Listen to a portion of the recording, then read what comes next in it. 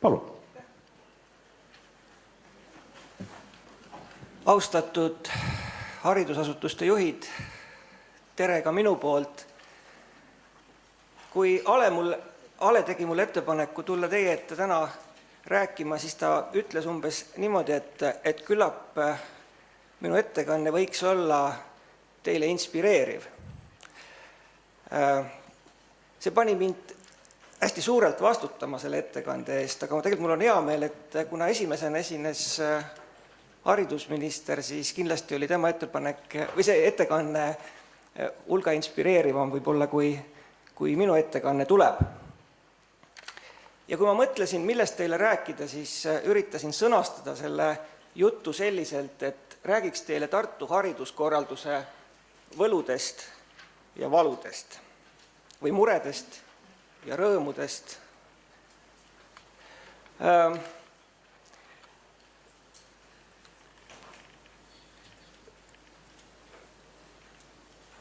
Meile meeldib Tartus rääkida, et Tartu on hariduspealinn ja võib-olla ta ka on, kuna meil tõepoolest on haridusasutuste võrk hästi mitmekülgne.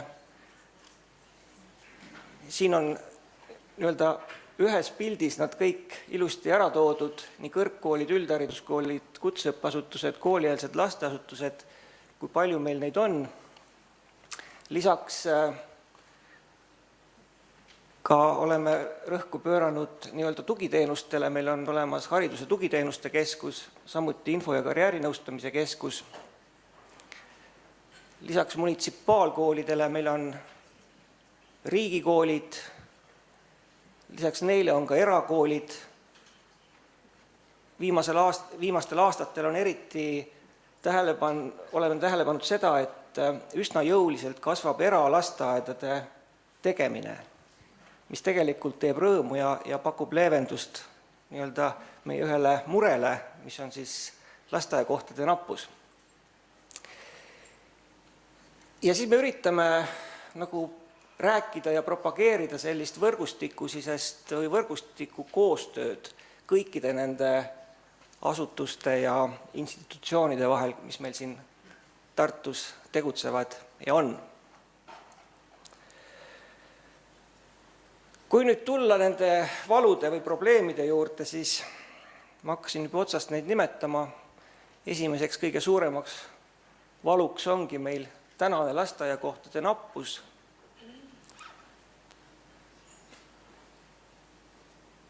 Et me ise arvame, et circa 700 last on need, kes vajaksid või ootaksid kohe lasteaiakohta munitsipaallasteaias. Need on vanuses 1,5–3 aastat. Ma arvan, et 1/3 nendest tegelikult käib ka juba kuskil kas siis lastehoius või eralasteaias. Aga kuna seal on teenuse hind natukene kallim, siis nende ootus on ikkagi sellele, et nad varem või hiljem saavad koha ka munitsipaallasteaias. Kui täna on meil see lasteaiakohtade probleem, siis homme kummitab meid järelikult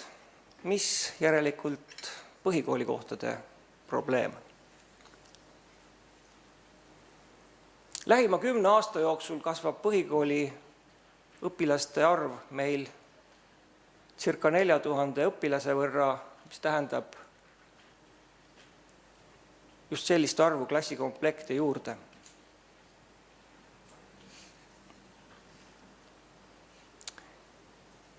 Meil on Tartus 3 munitsipaalomandis olevat kooli, mis pakuvad haridusteenust hariduslike erivajadustega lastele.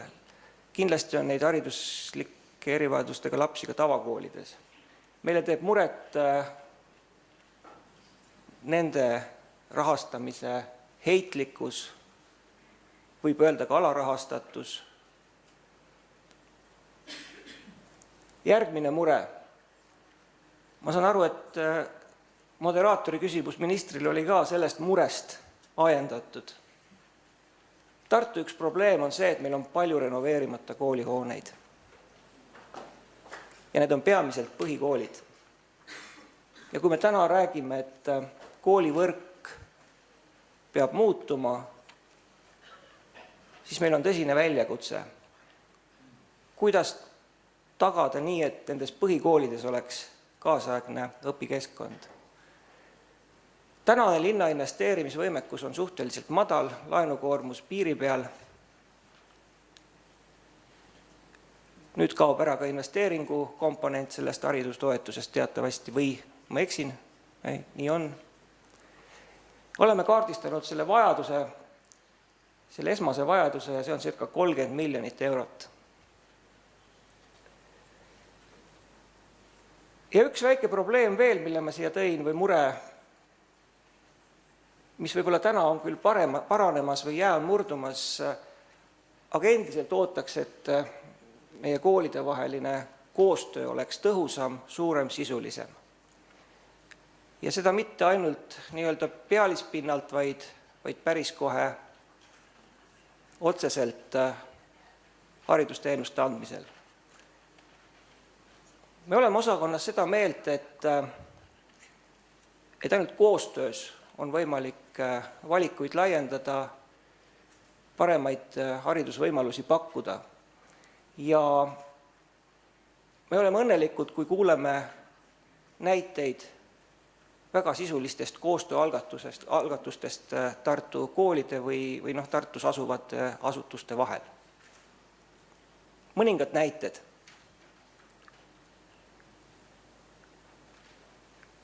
Mul on hea meel, et Tartu koolid räägivad omavahel juba sellest, kuidas üksteisele midagi pakkuda, mingid valikaineid, mida siis teiste koolide õpilased saaksid ka võtta. Osad koolid arutavad ühiste vastuvõtukatsete, gümnaasiumiastme vastuvõtukatsete korraldamisest. Viimane selline algatus, kui Tartu Elleri muusikakooli direktor ütles, et tal on plaan hakata koostööd tegema ühe Tartu gümnaasiumiga, et üldharidusblokk, ehk siis üldharidusaineid võtta nii-öelda üldgümnaasiumist ja jätta nii-öelda kutseõppeasutus ikkagi ainult nii-öelda kutse andmiseks. Et need on sellised sisulised näited ja need teevad tegelikult rõõmu, et see koostöö hakkab nagu toimima paremini.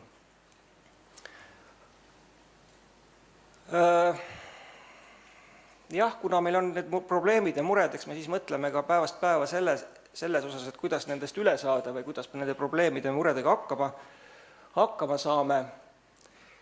Ja kuna investeerimisvõimekus on madal ja võib-olla ei ole ka kõige mõistlikum nii-öelda tormata nii-öelda uusi lasteaedasid rajama, siis me oleme teinud niimoodi, et kui vähegi võimalik on, me oleme üritanud neid lasteaiarühmade täituvusi ikkagi optimeerida,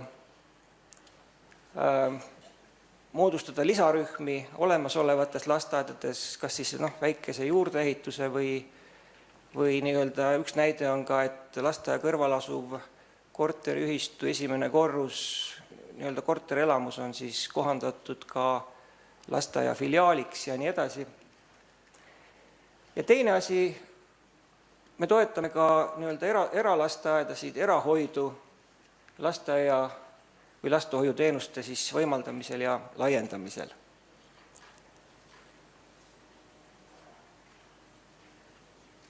Meie ilusas arengukavas on kirjas, et koolikohtade leevendamiseks nii-öelda põhikooli osas me näeme ette ka võimaluse, et kui kas või need samad Euroopa Liidu vahendid avanevad aastal 2014 või hiljem, et Tartu vajaks vähemalt 3 uut koolimaja. Kui me paneme siia kõrvale selle, et meie olemasolevad koolivajad vajavad kõik renoveerimist, siis meil on küsimus või valikukoht, kas ehitada uusi koolimaju või renoveerida olemasolevaid. Me loodame sellele,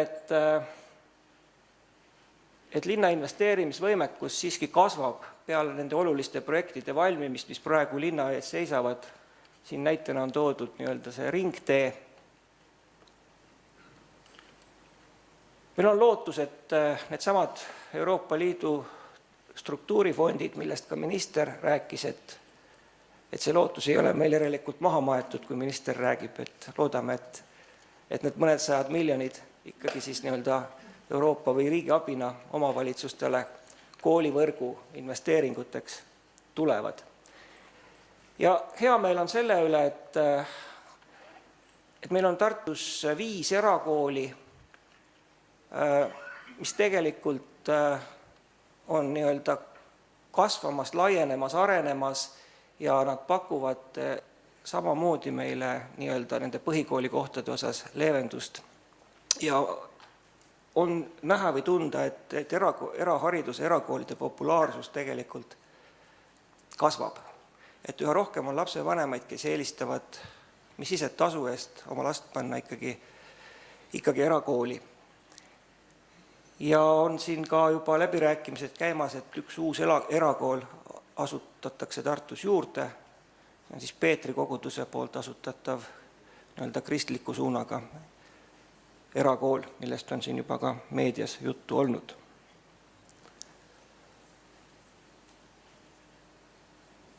Need olid mured.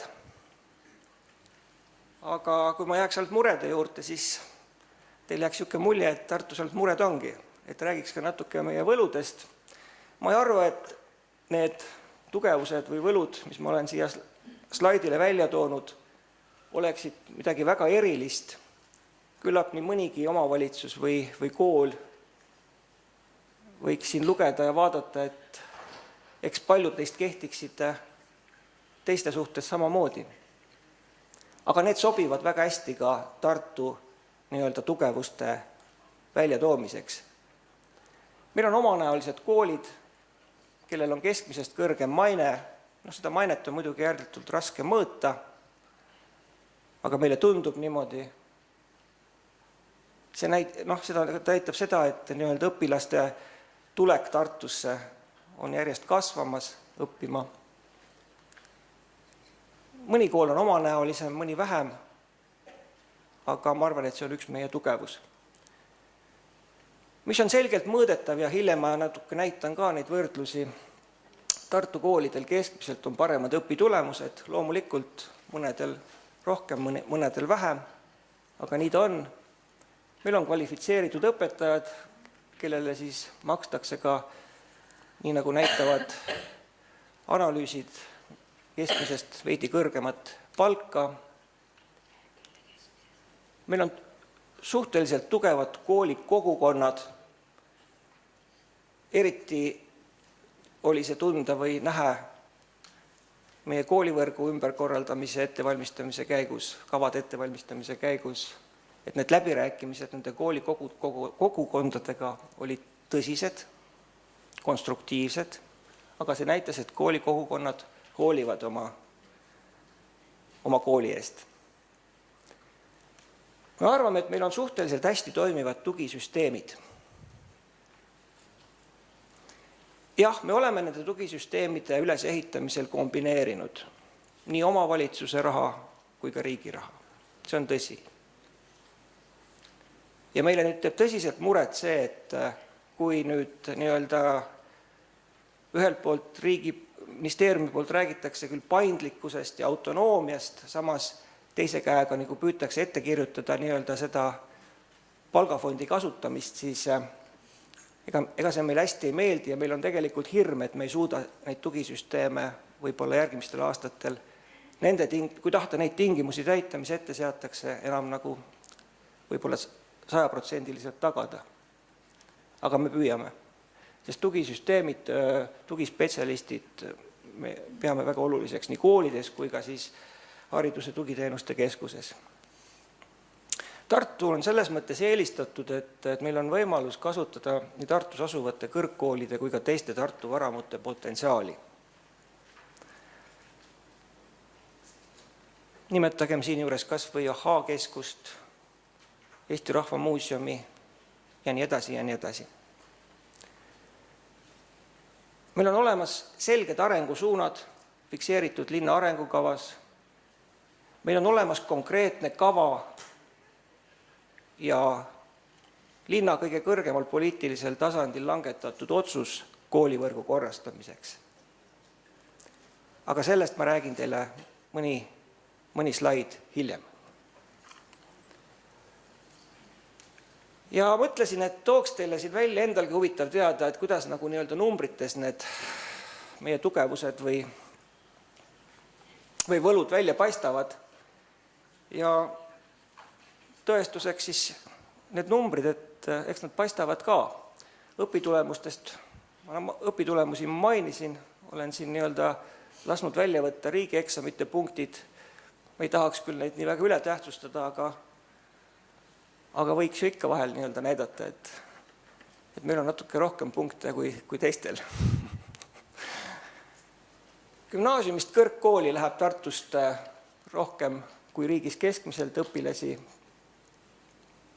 Ja see ütlasi ongi nii, et eks Tartu gümnaasiumi tullaksegi selleks, et siit ikkagi siis edasi minna ja nii edasi kõrgkooli. Põhikoolist gümnaasiumi või põhikoolist kutseõppeasutusse.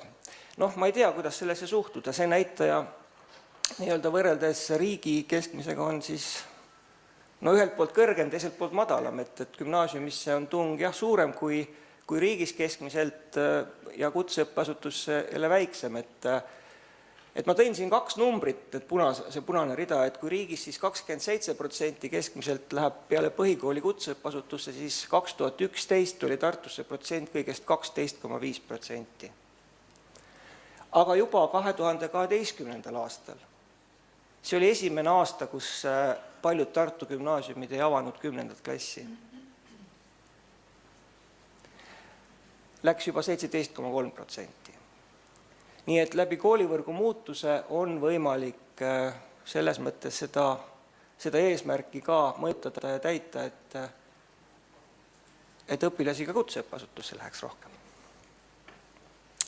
Ja eriti uhked oleme selle viimase näitaja üle, põhikoolist väljalangevus. Kui riigis keskmiselt on see 0,2%, ehk siis aastas 279 õpilast, ma ei tea, kas need numbrid on õiged, aga ma loodan,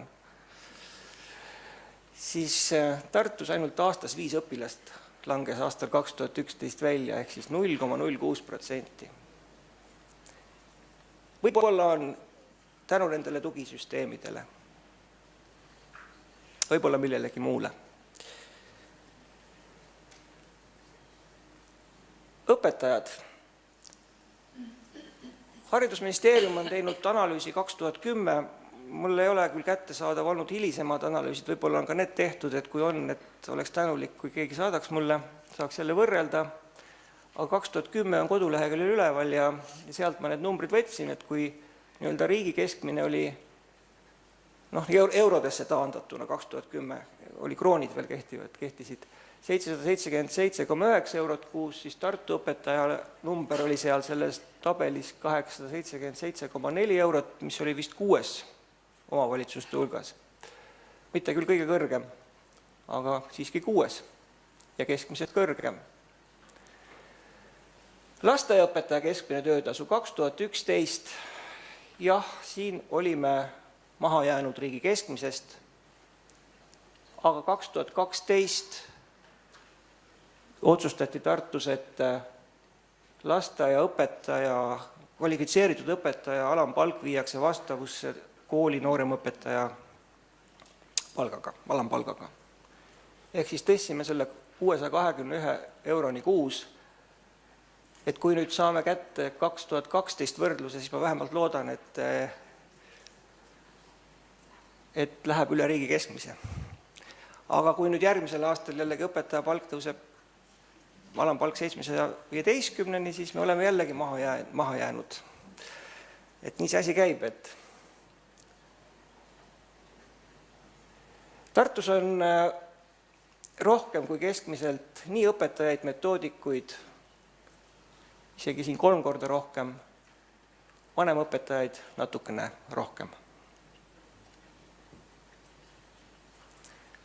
Vaataks selliseid, ma ei oskagi öelda, mis need siis on, efektiivsuse näitajad või.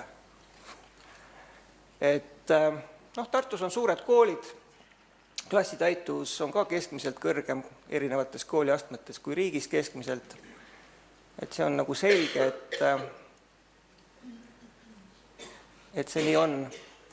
Õpilaste arv õpetaja ametikoha kohta natuke ka nii-öelda suurem. Arvlemisele kuuluv õpilaskoha keskmine maksumus 2012. Et eks see riigi arvutusmetoodika on muidugi natukene põhjalikum ja erinev võib-olla kui meie tegime, et me võtsime lihtsalt keskmise, saime 36 eurot kuus ilma erivajadustega koolideta. Et murekoht, et maksame välja rohkem, kui ise oma kooli rahastame, võib ju nii ka mõelda, aga kuna on suured koolid, siis see 36 eurot kuus on ilmselt üsna adekvaatne number. Ja panin siia lõppu ka siis selle, millele siis ka ministeerium vihjab, et miks on vaja karmistada neid rahade kasutamisi, et väidetavalt siis omavalitsused ei kasuta haridustoetusi sihtotstarbeliselt. 4% on see hälve nagu nende poole, kes siis ei kasuta sihtotstarbeliselt. Tartus on see natuke parem, kui on 3%. 3%, summa summarum, ta ei olegi väga väike, kuskil 500 000, 500 000 eurot. Aga see ongi see raha, mida me siis loodaks ja tahaks jätkuvalt ikkagi kasutada kas siis koolijuhtimiskuludeks või tugisüsteemidele. Aga näis, kuidas otsustatakse. Ja ma pean hakkama lõpetama, käiks kiirelt üle ka Tartu koolivõrgu temaatika, et tänane koolivõrk on meil siis selline, et ikkagi enamus on täistsükli koolid, aga nagu ma mainisin, meil on olemas konkreetne kava ja otsus koolivõrgu ümberkorraldamiseks. Puhtaid põhikoole on meil praegu 3, et Tartu oli ka üks esimene, kes üldse lahutas siis gümnaasiumi, või ütleme täistsükli koolist põhikooli ja gümnaasiumi, see oli siis aastal 1990, kui see oli siis Tartu esimene keskkool, Tammsaare nimeline. Et lahutati siis kooliastmed ja moodustati siis Hugo Treffneri gümnaasiumi, puhasgümnaasium ja Tartu kesklinna kool puhta põhikoolina. Ja aastal 2011 siis lahutati Tartu Mart Reiniku gümnaasium samamoodi puhtaks gümnaasiumiks, ehk siis praeguseks Jaan Poska gümnaasiumiks ja Mart Reiniku kool jäi siis tegutsema põhikoolina. Ja siis on meil 3 mainitud erivajadustega laste kooli. Aga aastal 2015 peaks siis olukord olema selline, et enamuse meie koolidest moodustuvad põhikoolid, neid hakkab olema 12. Siin on nad loetletud ka, mis koolide baasil need põhikoolid siis moodustuvad.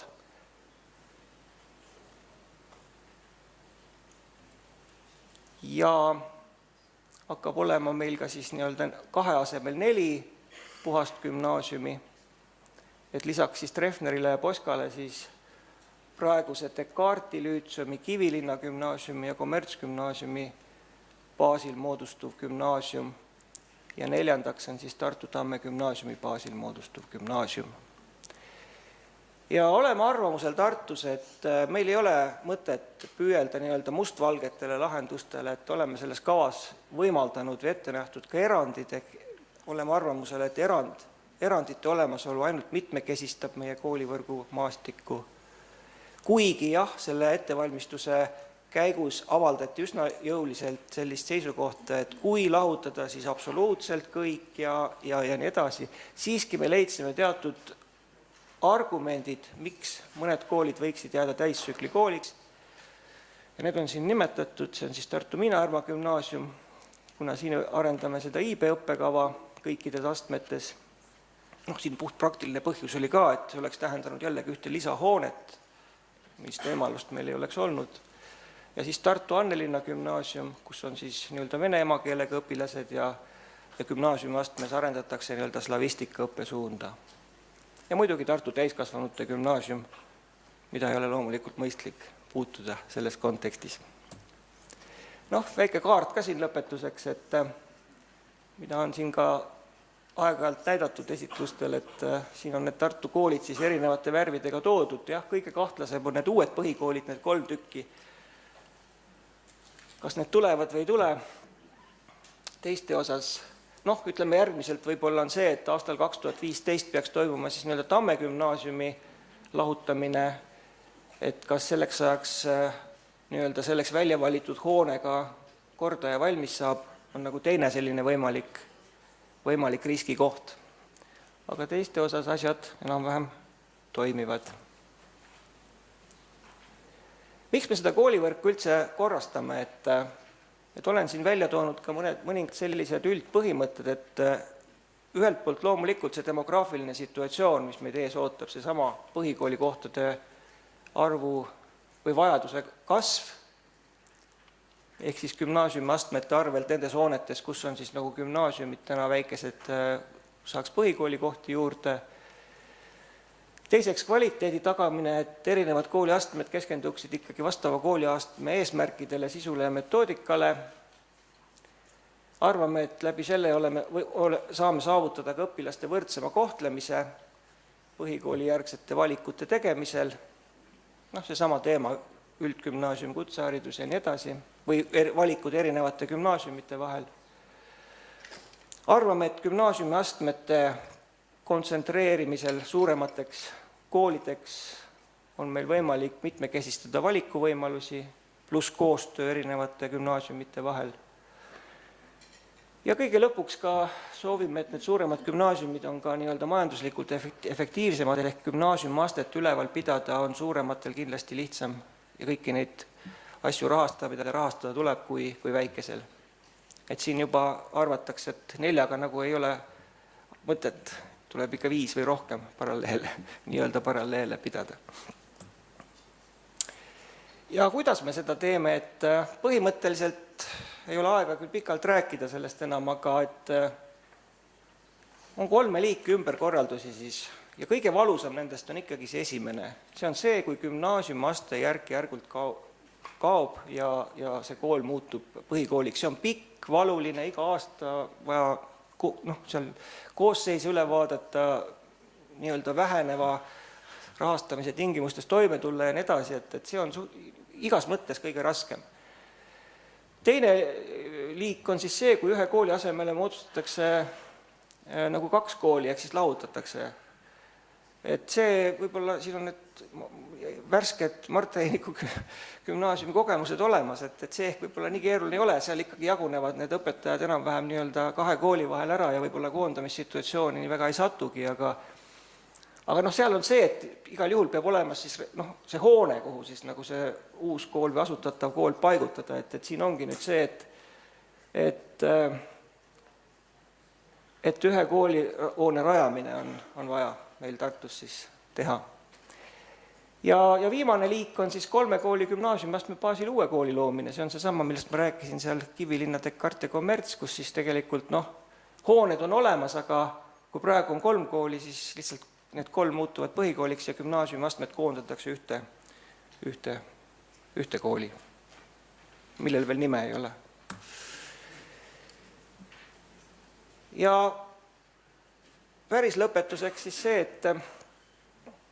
et ega me ei arvagi, et me selle koolivõrgu korrastamisega suudaksime nii-öelda, või et iseenesest see koolivõrgu korrastamine tagaks nagu Tartus parema hariduse, et nende muutustega me loome vaid sellise mõistlikuma, efektiivsema struktuuri ja eeldused sisulisteks haridusuuendusteks. Oleme Tartu koolijuhtidega arutanud ka nende uuenduste sisu, need arutelud jätkuvad, aga täna ei ole mul aega nendest asjadest teile rohkem rääkida, minu aeg on läbi. Ma tänan teid kuulamast ja soovin teile ilusat konverentsipäeva jätku. Aitäh! Aitäh, Reo! Head kolleegid, äkki on küsimusi? On ikka.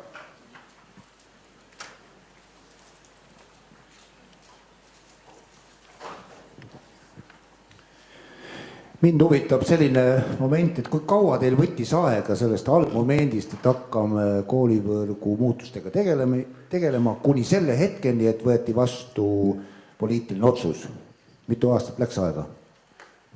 No minul on natuke raske vastata, aga samas ma olen muidugi jälginud, kui ma ministeeriumis tööl olin, et kuidas need koolivõrgu asjad siin nagu riigis käivad ja jälginud neid arvamusavaldusi nii ajalehes kui koosolekutel ja ega ma ei oskagi öelda, kuna see päris algus Tartus oli. Aga tegelikult, ütleme, vastus on nagu see, et see oli ikka päris ammu. Et mina tulin tööle 2011, sisuliselt 1. juunist või 30. maist. Siis oli situatsioon selline, kus oli moodustatud komisjon, kes pidi tegema linnavalitsusele ettepanekuid, milline see koolivõrk võiks välja näha Tartus. Ja komisjoni töö oli mustandina või draftina olemas. Et ma arvan, et sellele eelnes, mingi 2-3 aastat vast ehk seda arutelu. Ma vaatan, et taga on ka Tiia Teppan, sa võid noogutada, et ma vist räägin õiget juttu, et nii ta umbes oli. Et see oli päris pikk ja põhjalik, aga asi hakkas liikuma siis, kui asjad läksid nagu selles mõttes konkreetsemaks, kui asjadest hakati rääkima ka avalikult koolijuhtidega, koolikogukondadega, et meil on kava, mis te sellest arvate ja nende rääkimiste põhjal, põhimõtteliselt see kava ju ka täiustus, ega see ei olnud niimoodi, et nüüd on selline kava ja me see 04-ks ellu viisime, et mõningad nüansid selles kavas tegelikult muutusid ka nende läbirääkimiste käigus. Kaasa arvatud võib-olla ka see 3 kooli puhul, et just selline lahendus ja sellel aastal ja nii edasi. Ega see kerge protsess ei olnud. Toomas teab ise. Päris kõvad kaklused olid. Osaline. Ja selles mõttes õiged oli kuskil 5-6 aastat. Need ideed liikusid varem ka, sest siin vanemad inimesed, kes mäletavad sellist asja, kui oli omanäoline kool 94-5, siis tegelikult käidi juba seal välja idee põhikooli gümnaasiumi lahutamisest. Aga eks ta tuksund on niimoodi ja siis kuskilt pidi hakkama. Kerge ei ole, sõbrad, seda võime kindlasti öelda. Ja eriti inimestel, kes mõtlevad selle peale, mida nad kaotavad, mitte selle peale, mida nad võidavad. Aga ma arvan, et me saame hakkama. Peaga linn ju. Just, ja peaga koolijuhid ka. Aitäh, Reo.